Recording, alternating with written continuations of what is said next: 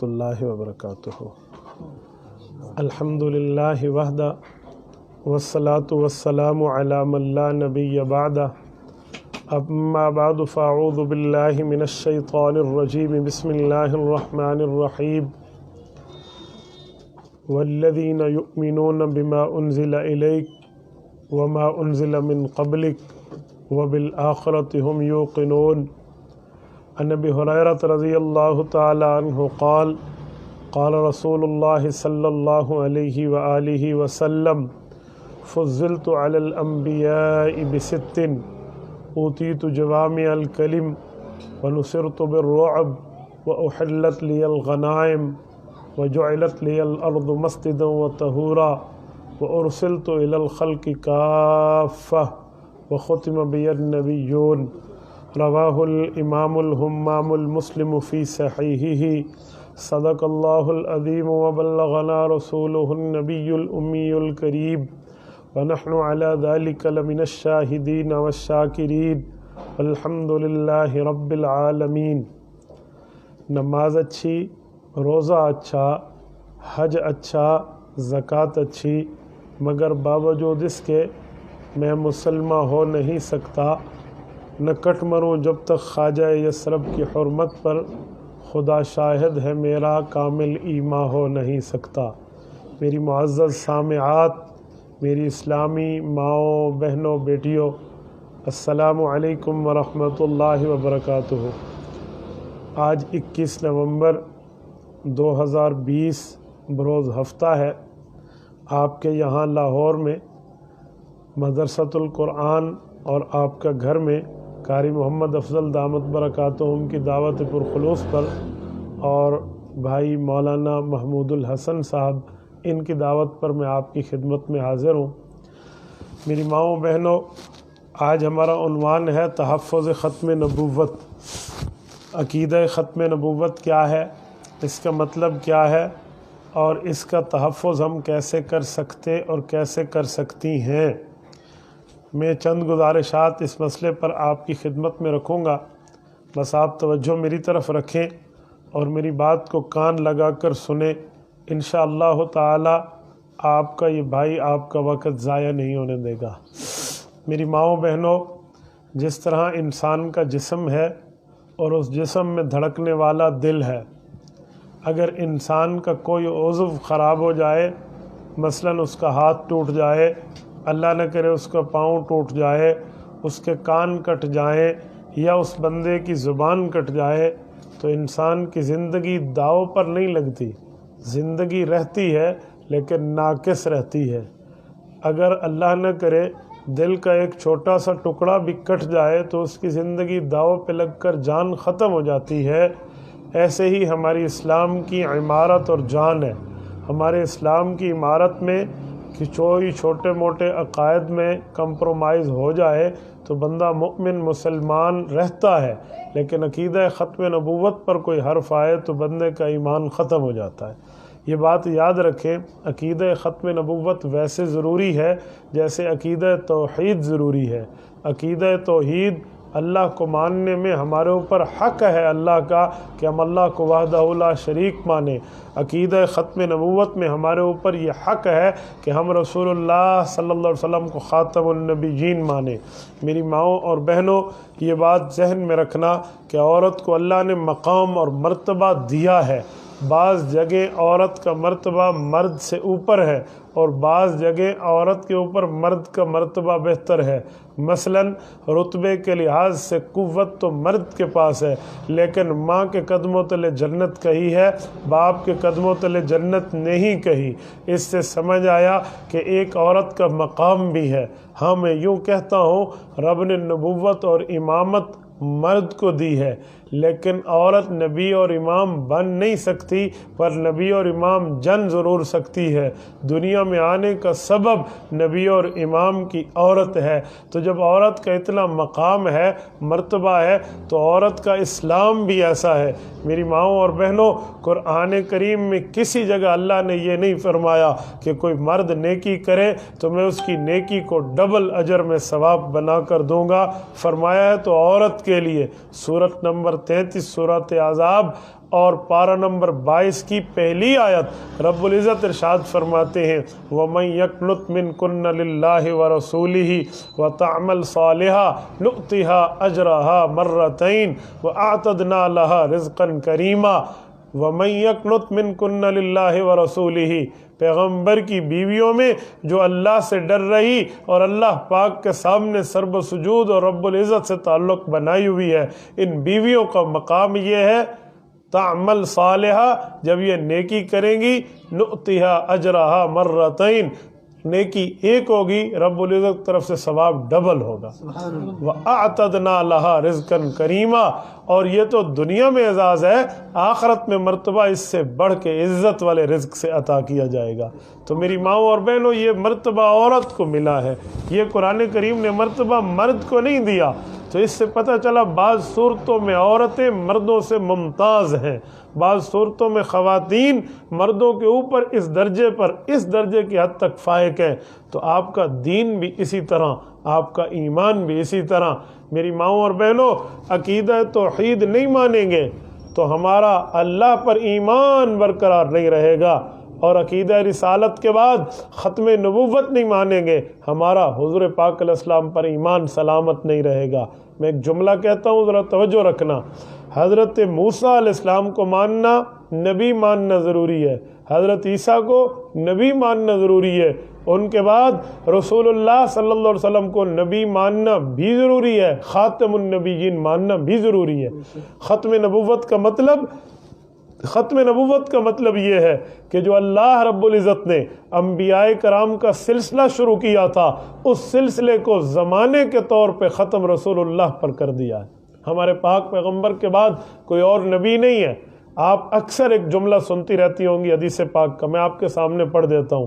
جامع ترمذی جلد نمبر 2 کی روایت ہے، سرور کائنات رحمت دو عالم شفیع المذنبین رحمت للعالمین حضرت محمد مصطفیٰ احمد مجتبیٰ صلی اللہ علیہ وآلہ وسلم ارشاد فرماتے ہیں کہ اے لوگو، جس نے یتیم کی پرورش کی، کل قیامت میں وہ میرے ساتھ ایسے ہوگا جیسے یہ 2 انگلیاں ہیں، یہ انگلی دوسری انگلی کے ساتھ ہے، جس طرح شہادت والی انگلی اور اس کی پڑوسن انگلی ایک دوسرے کے ساتھ اکٹھے ہیں، ویسے میں ہوں گا۔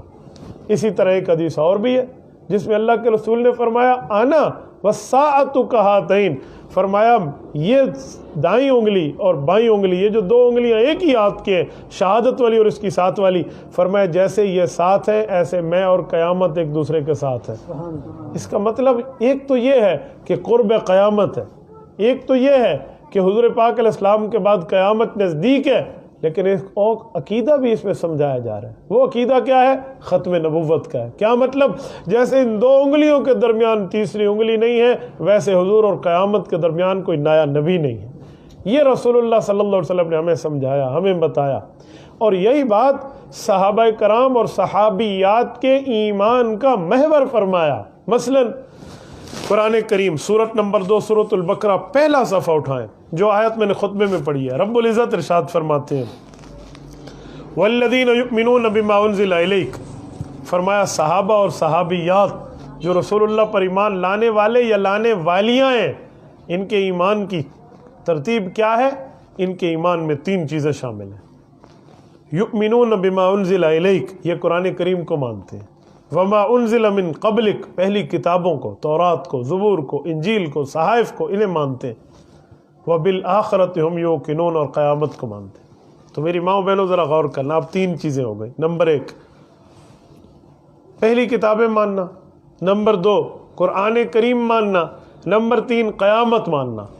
پہلی کتابیں تورات، زبور، انجیل، تورات، زبور، انجیل اور صحائف ماننا، اس پر ایمان رکھنا کہ اپنے دور کی حق کتابیں تھیں، سچے پیغمبروں پر اتری، اللہ کی طرف سے اللہ کا فرمان بن کے اتری، تو ہمارے ایمان کا حصہ ہو گیا۔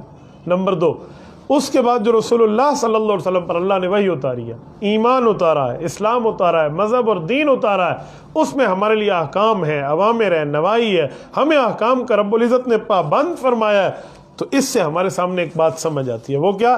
کہ اس کو تسلیم کرنا، قرآن کریم پر ایمان رکھنا، یہ ہمارے ایمان کا جزء لا ینفک ہے، اور ٹوٹ انگ، اس کے بغیر بات بنتی نہیں ہے، یہ جزء لا ینفک ہے۔ نمبر 3 اس کے بعد کیا؟ وبالآخرۃ ہم یوقنون، ہم قیامت مانیں گے، قیامت ماننی ہے، آخرت ماننی ہے۔ کیا بتایا جا رہا ہے؟ یہ ہمیں پیغمبروں پر ایمان اور پھر دنیا کا خاتمہ بتایا جا رہا ہے۔ پچھلے نبی حضرت عیسیٰ ہیں، پچھلے نبی حضرت موسیٰ ہیں، پچھلے نبی حضرت داؤد ہیں، اور پچھلے پیغمبر باقی ہیں جو ان پر صحیفے اترے، تو کہا ایمان میں پہلے ان کو مانو۔ نمبر 2، آخری نبی حضور پاک ہیں، ایمان پہ ان پہ اور ان کی کتاب کو مانو۔ اگر حضور کے بعد کوئی اور نبی آنا ہوتا نایا، حضور پاک کے بعد نبوت جاری ہوتی، رسول اللہ صلی اللہ علیہ وسلم کے بعد رسالت کا مسئلہ کنٹینیوسلی جاری رہتا، تو ایمان میں قرآن کے بعد بھی کسی کتاب کا ذکر ہوتا۔ جیسے قرآن میں ایمان لانے کے لیے پہلی کتابوں کو معیار فرما کر کہا گیا انہیں مانو، یہ ایمان۔ نمبر 2، قرآن مانو، تو وما انزل من قبلک کے بعد وما انزل من بعدک کا لفظ اترتا، کہ وما انزل من بعدک، کہ جو آپ کے بعد کتاب اترے گی اس کو بھی مانتے ہیں صحابہ اور صحابیات۔ یوں نہیں فرمایا، بلکہ کیا فرمایا؟ پہلی کتابیں مانتے ہیں، پھر قرآن مانتے ہیں۔ اب نیا نبی آئے گا؟ کہا جی نہیں، وبالآخرۃ ہم یوقنون، اب قیامت تو آ سکتی ہے، نیا نبی نہیں آ سکتا۔ اس سے ہمیں ایک بات عقیدہ واضح ہو جاتا ہے کہ حضور پاک علیہ السلام کے بعد نئی نبوت نہیں ہے۔ عبداللہ یوسف علی علامہ واجد علی الہ آبادی یہ دا ہولی قرآن کریم میں ایک جملہ لکھتے ہیں، کہتے ہیں seal of the every new prophet after ہم، رسول اللہ صلی اللہ علیہ وسلم کی ذات اقدس کے بعد کوئی سر مبارک اس لائق نہیں ہے کہ وہ نبی بن کر دنیا میں آ جائے، کسی کے کندھے اس مبارک نہیں ہے کہ ان کندھوں پر نبوت کے تمغہ ہے، نبوت کو سجا کر اسے نبی بنا کر دنیا میں بھیج دیا جائے۔ یوں نہیں ہے، بلکہ اللہ کے رسول صلی اللہ علیہ وسلم نے اس دھرتی کے افضل ترین انسانوں کے بارے میں فرمایا کہ اگر میرے بعد نبوت ہوتی تو رب ان کو دیتا۔ مثلا میں ایک جملہ کہتا ہوں، اللہ کے رسول صلی اللہ علیہ وسلم کی مشہور حدیث ہے، جامع ترمذی باب المناقب میں موجود ہے، حضرت عمر رضی اللہ تعالیٰ عنہ کی شان اقدس میں ہے۔ کیا فرمایا؟ لو کان بعدی نبی لکان عمر، کہ اگر میرے بعد کسی کے سر پہ نبوت کا تاج سجتا، کسی کے کندھوں پہ نبوت کے تمغے سجتے، تو وہ سر اور کندھے حضرت عمر کے تھے، انہیں نبی بنا کر بھیج دیا جاتا۔ لیکن جب عمر فاروق کو نبوت کا اعلان نہیں ملا، حضرت عمر کو نبوت کی ڈیوٹی نہیں ملی، حضرت عمر رضی اللہ تعالیٰ عنہ کو نبی نہیں بنایا گیا، تو حضرت عمر کے بعد کون ایسا بندہ ہے جو کہے میں اس نبوت کے لائق ہوں اور میں نبی بن سکتا ہوں؟ کون ہے؟ دیکھیں عمر تو وہ ہے جس کے لیے اللہ کے رسول نے فرمایا عمر کا دماغ سوچتا ہے اور عمر کی زبان بولتی ہے، فرمایا اس کی سوچ پر بھی رب کا پہرا، اس کی زبان پر بھی اللہ کا پہرا ہے۔ حدیث پاک ہے ان اللہ جعل الحق علی لسان عمر وقلبی، عمر کے دل پر اللہ حق جاری فرماتے ہیں، عمر کی زبان پر اللہ حق جاری فرماتے ہیں۔ زبان پہ حق جاری تو سمجھ آتا ہے، دل پہ حق جاری کیسے کہتے ہیں؟ سوچنے کو کہتے ہیں نا، تیرے دل میں کیا ہے، ذرا دل سے فیصلہ لے، یعنی سوچ۔ تو فرمایا عمر کا بولنا بھی ٹھیک ہے، عمر کا سوچنا بھی ٹھیک ہے، اور حضرت عمر کے خواہش پر، حضرت عمر کے بولنے پر، حضرت عمر کے مشورے پر، حضرت عمر کی رائے پر، حضرت عمر کی چاہت پر قرآن کریم کی درجنوں آیات اتری ہیں۔ کچھ عرصہ پہلے میں نے اس پر گفتگو کی ہے، تقریباً 31 کے لگ بھگ آیات ہیں۔ اگر اس پہ تتبع کیا جائے تو میں اس کو تحدیث میں نعمت کے طور پہ کہتا ہوں 50 تو کہیں بھی نہیں گئی، 50 آیات حضرت عمر کے شان میں نازل ہونے والے نکل سکتے ہیں قرآن کریم سے۔ سیدنا عمر فاروق رضی اللہ تعالی عنہ وہ شخصیت ہے۔ میں ایک واقعہ دے کر اس ختم نبوت پہ بات آگے کرتا ہوں۔ طواف کعبہ جاری ہے، اور کعبہ کا طواف کون کر رہے ہیں؟ صحابہ، کن کے ساتھ؟ امام الانبیاء صلی اللہ علیہ وسلم کے۔ حضور علیہ السلام طواف کر رہے ہیں، 7 چکر پورے ہوئے، حجر اسود کا استعلام کیا اور چل میرا بھائی۔ کیوں؟ اس زمانے میں 2 نفل پڑھنے کا حکم نہیں آیا تھا، جسے 2 نفل واجب الطواف کہتے ہیں۔ آج آپ نہ پڑھیں، آپ کی طواف کا عبادت مکمل نہیں ہوتی، لیکن اس وقت حکم نہیں تھا۔ سارے چلنے لگے، حضرت عمر بھی چل پڑے اللہ کے رسول صلی اللہ علیہ وسلم کے اتباع میں۔ حضرت عمر کہتے ہیں میرے دل میں ایک داعیہ، ایک چیز پیدا ہوئی اور میرے بار بار مجھے دل جھنجھوڑ رہا ہے کہ یار یہ جملہ تو زبان سے کہہ۔ یہ اللہ کے رسول صلی اللہ علیہ وسلم کے پاس پہنچے، یا رسول اللہ میرے دل میں بات ہے۔ کیا یہ عمر؟ یا رسول اللہ 2 رکعت نماز نفل اس جگہ نہ پڑھ لیں جس نے کعبے کو بنایا ہے؟ حضرت اسماعیل اور حضرت ابراہیم علیہ السلام، یہ ان کا مقام ہے، بالکل ساتھ ہے۔ آپ دیکھیں نا بیت اللہ شریف کے ساتھ ایک پیلے رنگ کا چھوٹی سی ایک گنبد نما ایک جگہ ہے، وہاں حضرت ابراہیم علیہ السلام کا وہ پتھر پڑا ہوا ہے جس پر حضرت ابراہیم کے پاؤں مبارک تھے۔ یہ جو پاؤں مبارک ہے نا حضرت ابراہیم کے وہاں نشان تھا، یہ اس زمانے کی گویا ایک لفٹر ہے، اس کے ذریعے حضرت ابراہیم اوپر بھی جا رہے اور نیچے بھی جا رہے ہیں۔ کعبے کی دیوار بڑی ہوتی تھی تو یہ لفٹر خود بخود بڑا ہو جاتا، چھوٹی ہوتی تو نیچے آ جاتے، اس طرح بناتے تھے۔ وَإِذْ يَرْفَعُ إِبْرَاهِيمُ الْقَوَاعِدَ مِنَ الْبَيْتِ وَإِسْمَاعِيلُ، پہلے پارے 14ویں رکوع میں اللہ پاک نے اس کا ذکر فرمایا۔ تو حضرت عمر نے کہا یا رسول اللہ ہم یہاں نماز پڑھ لیں۔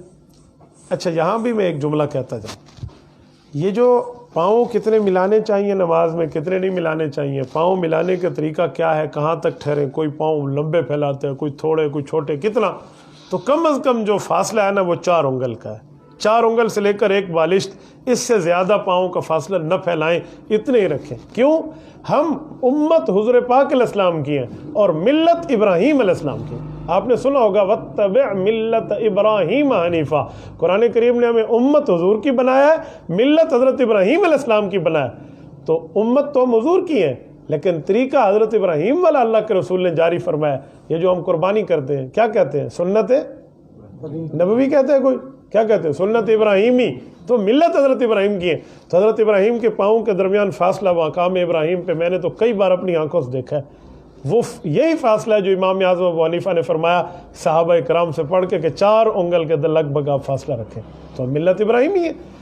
اچھا حضرت عمر نے عرض کیا یا رسول اللہ ہم نفل یہاں پڑھیں۔ حضور علیہ السلام نے حضرت عمر کا ہاتھ تھاما اور فرمایا عمر رب نے اس چیز کا حکم نہیں کیا تو میں کیسے کروں؟ حضرت عمر کہتے ہیں میرے دل میں تھا، میں نے آپ کو کہہ دیا، باقی آپ جانے، خدا جانے، مصطفیٰ جانے۔ ایک جگہ حضور پاک علیہ السلام پہنچے سفر کر کے اور حکم آ گیا آیت کا، کیا وَاتَّخِذُوا مِن مَّقَامِ إِبْرَاهِيمَ مُصَلًّى، کہ آج کے بعد آپ نے اس جگہ پہ نفل پڑھنے، آج واجب الطواف ہو گیا۔ یہ عمر نبوت کا تاج حاصل نہ کر سکا، کیوں؟ حضرت رسول اللہ خاتم النبیین۔ ایک اور موقع جنگ تبوک پہ اللہ کے رسول صلی اللہ علیہ وسلم جا رہے ہیں، حضرت علی المرتضیٰ رضی اللہ عنہ فرماتے ہیں میں بار بار سوچتا تھا حضور مجھے فرمائیں گے علی چلو، جب میری باری آتی آپ علیہ السلام نظر ہٹا کے کسی اور کو کہتے آپ چلو آپ چلو آپ چلو، میرے اوپر اللہ کے رسول نظر نہیں ٹک رہی۔ تو جس وقت کوچ کا وقت آیا حضرت علی المرتضیٰ کو اللہ کے رسول نے فرمایا علی اس بار آپ میری جگہ پہ پیچھے لوگوں کو نمازیں پڑھائیں، میں سفر پہ جا رہا ہوں۔ حضرت علی المرتضیٰ کرنے لگے یا رسول اللہ آپ کا حکم سر آنکھوں پہ، لیکن میں بچوں اور معذوروں میں رہوں گا، میرے پاس تو ذوالفقار ہے، میں تو بہادر ہوں، آپ نے مجھے شیر خدا فرمایا، آپ جنگ میں چھوڑ کے مجھے گھر بٹھا رہے لیکن میں آپ کا حکم مانوں گا۔ حضور علیہ السلام نے فرمایا یا علی اما ترضى ان تکون منی بمنزلۃ ہارون من موسیٰ الا انہ لا نبی بعدی، فرمایا علی آج ایک فیصلہ کر لیتے ہیں کہ جی یا رسول اللہ، کہ اللہ نے تیرا اور میرا رتبہ ایسے بنایا ہے جیسے حضرت ہارون کا حضرت موسیٰ علیہ السلام کے ساتھ تھا، تو اللہ نے تجھے اور مجھے ایسے ہی بنا دیا، لیکن یاد رکھ حضرت موسیٰ کے بعد حضرت ہارون کو نبوت ملی تھی لیکن میرے بعد نبی کوئی نہیں آنا، یعنی علی خود کو خلیفہ سمجھنا، نبی نہ سمجھنا۔ جو علی المرتضیٰ رسول اللہ کا کزن ہے، چچا ذات بھائی ہے، حضور پاک علیہ السلام کا داماد ہے، خلیفہ چہارم ہے، شاگرد ہے، صحابی ہے، مومن ہے، بچوں میں سب سے پہلے ایمان لانے والا ہے اور جنت میں اللہ کے رسول کا پڑوسی ہے، حضرت زہرا حضور کی چوتھی اور چہیتی بیٹی کا خامند ہے، جنت کے مالکان حضرات حسنین کا ابو ہے، ان کو نبوت کا تاج نہیں دیا گیا تو اس امت میں کس کا سر اس قابل ہوگا جو اس کو نبوت کا تاج ملے؟ اس لیے حضور علیہ السلام کے بعد نیا نبی نہیں ہے۔ میں یہاں ایک جملہ کہتا ہوں، کچھ لوگ اس حدیث پاک سے غلط مطلب نکالتے ہیں، وہ کہتے ہیں اس سے پتہ چلا حضرت علی المرتضیٰ حضور کے بعد پہلے خلیفہ ہیں، بیجی دلیل کا حضرت موسیٰ علیہ السلام کے بعد حضرت ہارون کو نبوت ملی تھی تو حضور علیہ السلام کے بعد حضرت علی کو خلافت ملی ہے۔ میں نے کہا جی 2 باتیں سمجھیں، نمبر 1 حضرت موسیٰ علیہ السلام نے اپنی زندگی میں حضرت ہارون علیہ السلام کے لیے نبوت مانگی تھی، کیوں؟ کئی نسبحک کثیرا و نذکرک کثیرا، میرے مولا میں فرعون کے پاس جا رہا ہوں گفتگو کرنے تو مجھے میرا بھائی دے دے، ہارون اخی اشدد بہ ازری، وہ میرے ساتھ کمر پشتی بان بنے گا، ہم 2 ہوں گے، 1 1 2 11 ہوتے ہیں، ہم جا کر فرعون سے بات کریں گے اور اجتماعی آپ کا ذکر کریں گے اور آپ کو یاد کریں گے۔ کئی نسبحک کثیرا و نذکرک کثیرا میں اکٹھے ذکر بھی کریں گے اور جو ہے نا آپ کو یاد بھی کریں گے اور تسبیح کریں گے، یعنی اللہ رب العزت کو یاد کریں گے۔ تو ہم فرعون کے پاس جانا چاہیں تو رب نے دے دیا، فرمایا وَلَقَدْ مَنَنَّا عَلَيْكَ مَرَّةً أُخْرَىٰ، یہ ہم ایک احسان اور کر رہے ہیں، موسیٰ لے تیرے بھائی کو اپنے نبی بنا دیا۔ وہ لے کر چلے گئے، فرعون کو دعوت دی، نہ مانا، وہ ڈوب گیا، حضرت موسیٰ حضرت ہارون کامیاب ہو گئے۔ لیکن جو خلافت کا مسئلہ ہے نا وہ پیغمبر کی وفات کے بعد ہوتا ہے، تو اگر حضرت علی حضرت رسول اللہ صلی اللہ علیہ وسلم کے بعد خلیفہ ہیں تو حضرت ہارون سے تو مثال بنتی نہیں ہے. کیوں؟ حضرت ہارون تو حضرت موسیٰ علیہ السلام کی زندگی میں فوت ہو گئے تھے. حضرت ہارون کی وفات حضرت موسیٰ کی زندگی میں ہوئی ہے، تو ان کے بعد تو خلافت حضرت سیدنا یوشع بن نون کو ملی حضرت موسیٰ علیہ السلام کی. حضرت موسیٰ کی خلافت تو حضرت ہارون کو ملی نہیں ہے. تو یہ خلافت بلا فصل سیدنا علی المرتضیٰ کو کیسے ثابت کیا جا سکتا ہے کہ حضرت علی المرتضیٰ تو حضرت رسول اللہ کے بعد اس دھرتی پر 40 سال زندہ رہے ہیں؟ تو یہ نہیں ہو سکتا. اسی لیے اس خلافت سے استدلال نہیں ہوتا. اس سے صرف یہ ہے کہ جیسے موسیٰ اور حضرت ہارون علیہ السلام کا آپس میں پیار، تعلق، محبت اور ایک خون تھے، ایسے حضرت علی کو حضور فرما رہے ہیں تیرا میرا آپس محبت، پیار، تعلق اور ہم ایک خون ہیں، دونوں ہاشمی ہیں. یہ سمجھایا جا رہا ہے. تو میری ماؤں بہنوں، اتنے بڑے صحابہ کو ختم نبوت کی وجہ سے نبوت نہ ملی تو آج کسے مل سکتی ہے؟ اچھا، اس سے ایک جملہ اور کہوں. عقیدہ ختم نبوت وہ ہے جس کے لیے رسول اللہ صلی اللہ علیہ وسلم نے دکھ برداشت کیے ہیں لیکن عقیدے پر حرف نہیں آنے دیا. آپ کہیں گی کیسے؟ سنو. آپ علیہ الصلوۃ والسلام کے 3 بیٹے ہیں، 4 بیٹیاں ہیں. حضور کی 7 اولادیں ہیں، اور آپ جانتی ہیں کہ حضور علیہ السلام کی پہلی بیٹی سیدہ زینب، دوسری سیدہ رقیہ، چوتھی سیدہ ام کلثوم، تیسری سیدہ ام کلثوم، چوتھی سیدہ فاطمۃ الزہرا رضی اللہ عنہن. تو پیغمبر کی 4 بیٹیاں ہیں، چاروں زندہ رہیں اس دھرتی پر. 3 کی اولاد چلی ہے. لیکن حضور پاک علیہ الصلوۃ والسلام کے 3 بیٹے ہیں. پہلے کا نام قاسم ہے، دوسرے کا نام طیب ہے، طاہر بھی کہتے ہیں، عبداللہ بھی کہتے ہیں، اسے مطیب مطہر بھی کہتے ہیں. 5 نام ہے دوسرے بیٹے کے، اور تیسرے بیٹے کا نام ابراہیم ہے. تو 3 بیٹے ہیں، طیب ہو گیا، قاسم ہو گیا اور ابراہیم ہو گیا. یہ تینوں اس دھرتی پر زندہ نہیں رہے، بچپن میں فوت ہوئے. حضرت قاسم تو بالکل بچپنے میں گئے ہیں، اور حضرت عبداللہ بھی ایسے گئے ہیں. جو حضور علیہ السلام کے بیٹے حضرت ابراہیم ہے وہ 18 ماہ کی عمر میں دنیا سے گئے ہیں، یعنی کم از کم ان کی عمر 1.5 سال ہو چکی تھی. اور مائیں بہنیں آپ تو بہت اچھی طرح جانتی ہیں کہ 1.5 سال کا بچہ تو بولتا بھی ہے نا، وہ کوئی اغو بغو کر کے ماں باپ کے ساتھ بات بھی کر لیتا ہے، وہ چل بھی اپنے پاؤں پہ سکتا ہے، اور وہ ایسی عمر میں پہنچ چکا ہوتا ہے کہ ماں باپ کو چہیتا بھی لگتا ہے. تو حضور علیہ الصلوۃ والسلام کا یہ بیٹا تو حضور علیہ الصلوۃ والسلام کے سینے مبارک پہ کھیلنے والا تھا. یہ بیٹا تو 18 ماہ کی عمر میں تھا. سب سے زیادہ بیٹوں میں اس چھوٹے بیٹے نے عمر پائی ہے 18 مہینے. اور آپ علیہ الصلوۃ والسلام نے جب اسے گود میں سلایا اور اس کی وفات کا وقت آ پہنچا، حدیث پاک میں ہے وَهُوَ يَتَتَعْتَعْ، اس کی سانس اکھڑ گئی. تو اللہ کے رسول صلی اللہ علیہ وسلم رو رہے تھے، آپ علیہ الصلوۃ والسلام کی آنکھوں سے آنسو مبارک جاری تھے. تو حضرت رسول اللہ صلی اللہ علیہ وسلم کی گود میں اس نے ایک ہچکی لی اور وہ فوت ہو گیا. اور جب وہ فوت ہو گیا تو حضور علیہ الصلوۃ والسلام نے فرمایا اِنَّا بِفِرَاقِكَ لَمَحْزُونُونَ یا ابراہیم العین تدمع والقلب یحزن. ابراہیم میرا دل بہت دکھی ہے، میری آنکھیں اس وقت آنسو بہا رہی ہیں. ابراہیم مجھے تیری جدائی یاد رہے گی، میں اس میں بہت غمگین ہوں. اللہ کے رسول اللہ رو رہے ہیں. اور اگلا جملہ سنیں جو میں سمجھانا چاہتا ہوں. حضور علیہ السلام نے کیا فرمایا؟ فرمایا لو عاش لکان نبیا ان لہو مرضعا فی الجنہ. رب نے میرے بیٹے کو دودھ پلانے والی جنت میں مقرر کر دی اور مجھے اعلان دیا ہے کہ اگر یہ اس دھرتی پہ زندہ رہتا تو اس کو نبوت کا تاج ملتا، لیکن آپ کے بعد نبوت ختم ہے تو آپ کے بیٹے کو ہم نے اٹھا لیا. میری ماؤں بہنوں، اس سے اندازہ لگائیں کہ عقیدہ ختم نبوت کے تحفظ کے لیے تو اللہ کے رسول نے دکھ برداشت کیے ہیں. تو اگر کوئی اور نبی بننے کا اس طرح مستحق ہوتا تو حضور علیہ السلام کو دکھ کیوں ملے تھے؟ یہ تکلیفیں کیوں سہی تھی؟ پیغمبر نے غم کیوں سہا تھا؟ حضور کا دل کیوں دکھا، آنکھیں کیوں ڈگمگا کر آنسو بہا رہی تھی؟ کیا بات ہے یار، ہم رسول اللہ صلی اللہ علیہ وسلم کی ختم نبوت کے لیے کسی نئے نبی کا اعلان کر دیں، نعوذ باللہ من ذالک. تو آج جو حضور پاک کے بعد نئی نبوت کا دعویٰ کرتا ہے وہ نبی نہیں ہے، وہ دجال ہے. وہ نبی نہیں ہے، وہ مسلمان نہیں ہے، وہ غیر مسلم ہے. مرزا غلام احمد قادیانی جو 1907 میں مرا ہے، اس کا نظریہ کیا ہے؟ 1909 میں اس کا نظریہ یہ ہے کہ میں حضور پاک کے بعد نبی ہوں. اور یہ قادیانی اور مرزائی خود کو نبی منا کر اور پیش کرتے ہیں دنیا میں. یہ مختلف فرقے ہیں، مرزائی بھی ان کا نام ہے، قادیانی بھی ان کا نام ہے. ایک فرقہ ان کا لاہوری ہے، ڈاکٹر محمد علی کے متبع، وہ بھی خود کو یہ کہتا تھا.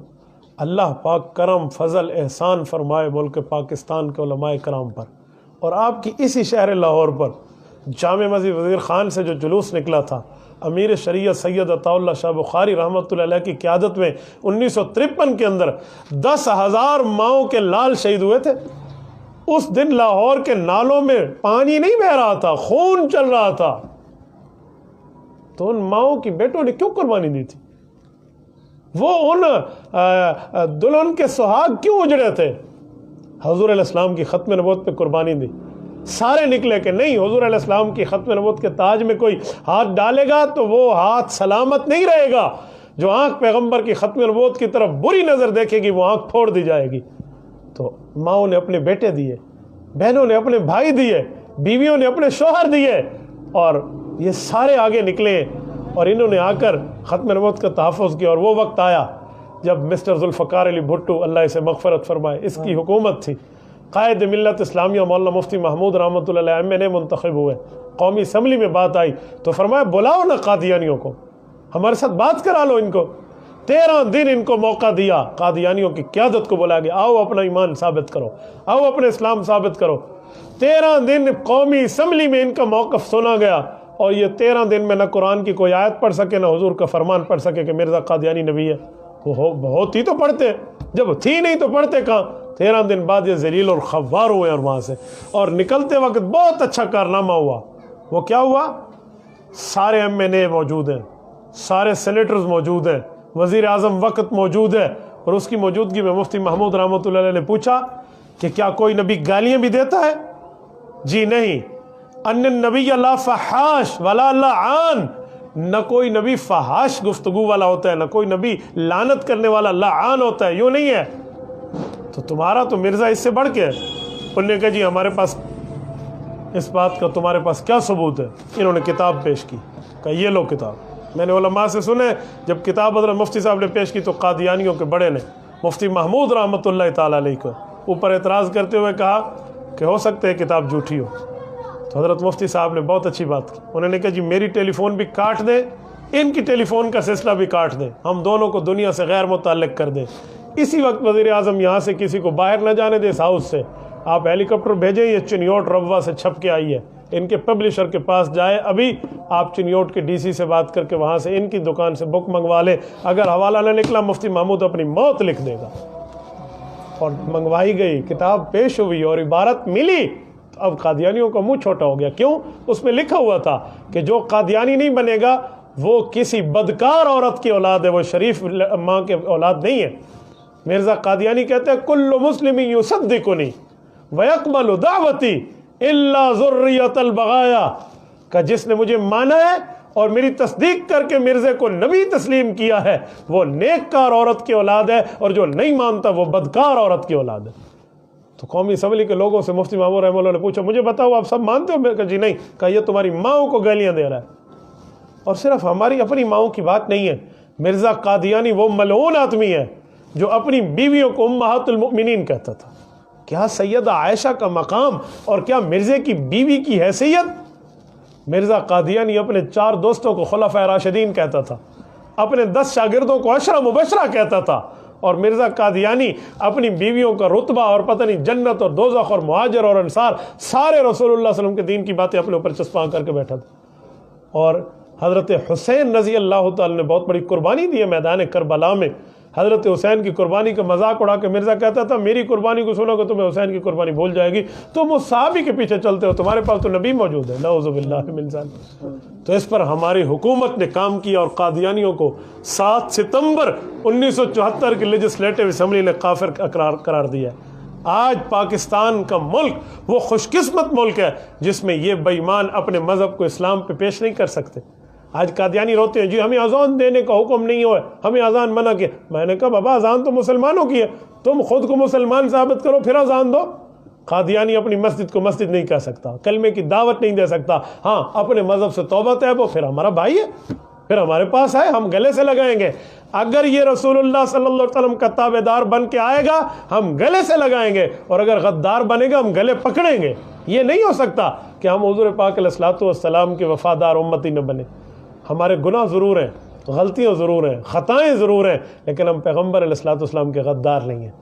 یہ ایک ہی رشتہ ہے جو کل قیامت میں ہمیں بخشش کی امید دلائے ہوئے ہے کہ ہم نے اللہ کے رسول صلی اللہ علیہ وآلہ وسلم سے کل قیامت میں سفارش لینی ہے. آج ایک وہ رشتہ بھی توڑ بیٹھے تو ہمارے پاس بچا گیا.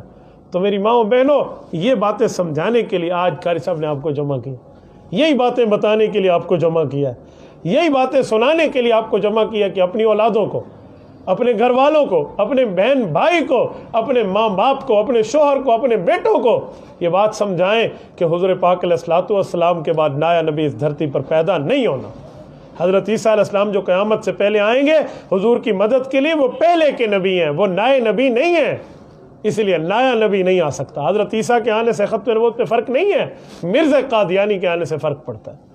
تو میں بات ختم کرتے ہوئے آخر میں پیغام دوں گا، اور اس امید کے ساتھ کہ میری مائیں بہنیں اس عقیدے کو لے کر چلیں گی، اس کو پھیلائیں گی، اس کو سنیں اور سمجھیں گی۔ اور میں ایک گزارش مزید بھی کرتا ہوں، آج مشورہ تو میرا یہی ہے کہ عورت موبائل استعمال نہ کرے، انٹرنیٹ نہ کرے تو بہتر ہے، لیکن جو کرتی ہیں میں ان کو بتا رہا ہوں کہ آپ اپنا طریقہ صحیح کریں، آپ اپنا طرز صحیح رکھیں۔ حضرت جی مولانا الیاس دہلوی رحمۃ اللہ نے جب عورتوں کی تبلیغی جماعت شروع کی نا، تو لوگوں نے کہا کہ عورتوں کو آپ نے گھروں سے نکالا ہے تبلیغ میں؟ انہوں نے کہا جی ہم نے گھروں سے نہیں نکالا، عورتیں گھروں سے پہلے نکلی ہوئی تھی، ہم نے رخ بدلا ہے، بازار نہ جاؤ، اللہ والوں کے پاس آؤ۔ تو نیٹ پر پہلے عورتیں بیٹھی ہیں، میں نے نہیں لگایا، میں رخ بدل رہا ہوں۔ آج ہماری گفتگو یہ براہ راست نشر ہو رہی ہے، آپ فیس بک پر لکھیں مفتی عبدالواحد قریشی، آپ میرا نام تحریر کریں، آپ کو ہمارا پیج ملے گا، آپ اس پیج پر ہمارا آج کا براہ راست گفتگو سن بھی سکتی ہیں اور اپنے پاس رکھ بھی سکتی ہیں، اپنی سہیلیوں تک آپ شیئر کر کے عقیدے کی بات سمجھا بھی سکتی ہیں، یہ روزانہ کی بنیاد پہ۔ آپ یوٹیوب پر میرا نام مفتی عبدالواحد قریشی سرچ کریں، میرا یہی نام سرچ کریں، میرے نام کے ساتھ آگے اسپیچز سرچ کریں، اسپیچز لکھیں گی فل بیان نکلیں گے، خالی میرا نام لکھیں تو اس پر شارٹ کلپس نکلیں گی یوٹیوب سے۔ آپ اس چینل کو سبسکرائب کریں، بیل آئیکن دبائیں اور اپنے پاس رکھیں اور آگے چلائیں۔ اس کی وجہ ہمارے اندر آج غلطی ہے، ہم گانے شیئر تو کرتی ہیں، گانے آگے چلاتی ہیں، میری مائیں بہنوں میں اوریانی کی پوسٹیں تو آگے چلتی ہیں، ایران توران اور سردار اور پٹھان کے لطیفے تو ایک دوسرے کو ہم سناتے اور سنتے رہتے ہیں، لیکن دین کے کام میں ہم نہیں دیکھتے۔ آج گانے شیئر کرو گی، آج غلطی کرو گی، کل قیامت میں رب العزت کا اس کا جواب دینا ہوگا۔ سورۃ یاسین سورۃ نمبر 36 پارہ نمبر 23 رکوع نمبر 4، اللہ فرماتے ہیں الیوم نختم علی افواہہم، قیامت میں منہ بند ہوگا، وتکلمنا ایدیہم، ہاتھ بولیں گے، وتشہد ارجلہم، پاؤں بولیں گے، بما کانوا یکسبون، کس نے کیا کیا تھا، کیا کارنامے ان نے سر انجام دیے تھے۔ جب ہاتھ بولیں گے نا، آج ہاتھ سے شیئر ہو رہا ہے، ہاتھ سے لائک ہو رہا ہے، ہاتھ سے کمنٹ ہو رہا ہے، ہاتھ سے لکھا جا رہا ہے، ہاتھ سے آئی ڈی کھل رہی ہے، ہاتھ سے لاگ ان لاگ آؤٹ ہو رہا ہے، تو یہ کل قیامت میں جواب دینا ہے۔ حدیث پاک میں ہے لوگوں کے سامنے کوئی اچھا بنے اور تنہائی میں اللہ کو گناہ کرنے والے کام کرے، کل قیامت میں سب نیکیوں کو اللہ ایک پھونک سے ہوا میں اڑا دیں گے۔ تو اس لیے اس سے توبہ کریں، یہ اچھی چیزوں کو شیئر کریں، یہی فیس بک پر یہی چیزیں، یہ یوٹیوب پر یہ چیزیں، بیانات کی چیزیں، ان کو لے کر بندہ آگے چلے۔ اللہ آپ کو رحم صراط مستقیم عطا فرمائے۔ اقول قولی ھذا واستغفر اللہ وآخر دعوانا ان الحمد للہ رب العالمین۔